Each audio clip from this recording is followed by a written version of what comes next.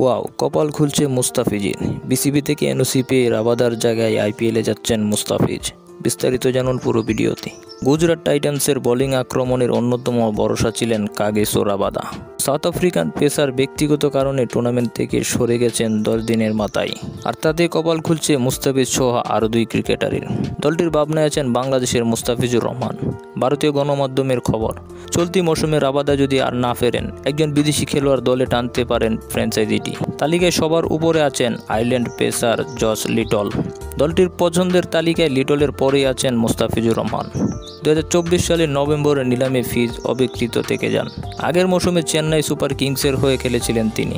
9 ম্যাচে শিকার করেছিলেন 14 উইকেট। তবে এবার আইপিএলের মাঝপথ থেকেই রাবাদা চলে যাওয়ায় কপাল খুলছে বাংলাদেশি এই পেসারের।